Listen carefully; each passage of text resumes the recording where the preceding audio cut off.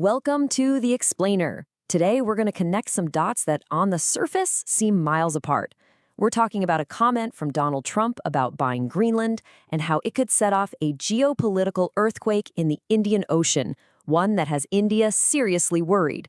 So let's start with a really old, really powerful idea. It's a Hindi proverb, jiski lafi uski pants, which basically translates to might is right. It's this simple, kind of brutal idea that the one with the biggest stick makes the rules.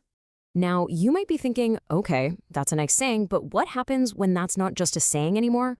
What happens when it becomes the actual official policy for the most powerful country on the planet? Well, this isn't just a thought experiment. We're starting to see it play out right now. Let's get into it.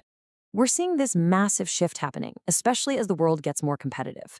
A new doctrine is emerging, where sheer national power is just asserted directly, right over the top of international agreements. It's an approach that's been championed by leaders like Donald Trump, who basically believe that strength is the only language your rivals are ever going to understand.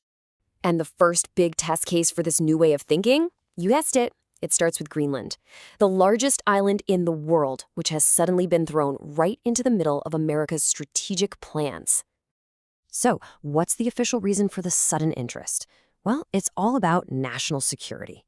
The thinking is, if the U.S. can acquire Greenland, it can install these incredibly advanced missile defense systems there, creating a kind of foolproof shield against any potential missile attacks coming out of Russia.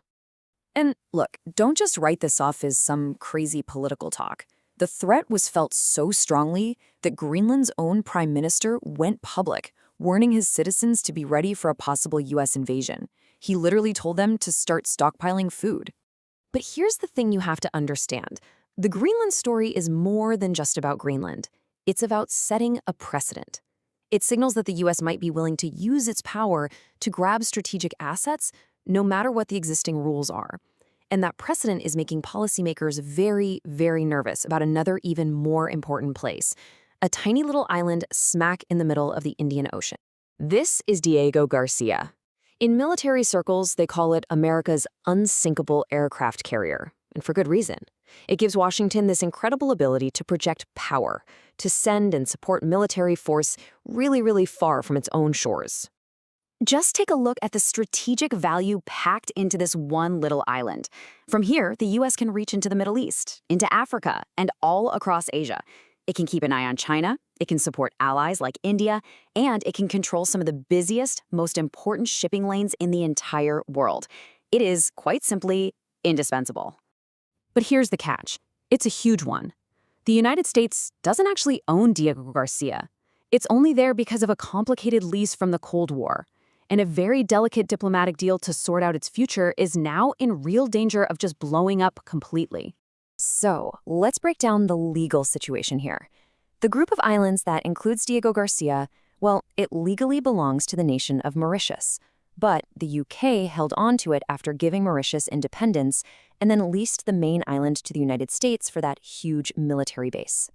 Okay, so to fix this long-running dispute, India actually helped broker this really elegant, really peaceful diplomatic solution.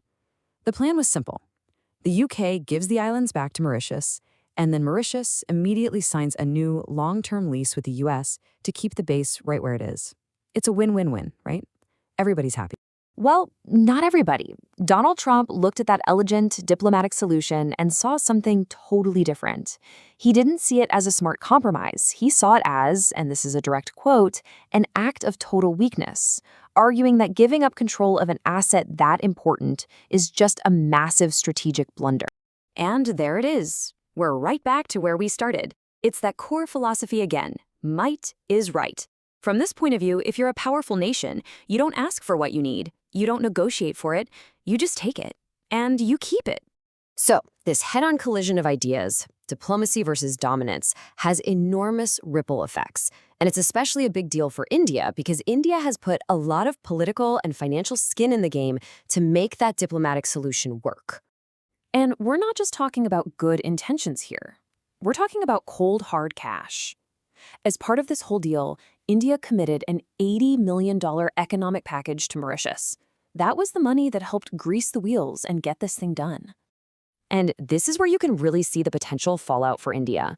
If the U.S. decides to just ignore the diplomatic agreement and claim Diego Garcia for itself, that $80 million is basically wasted. But honestly, that's the small problem.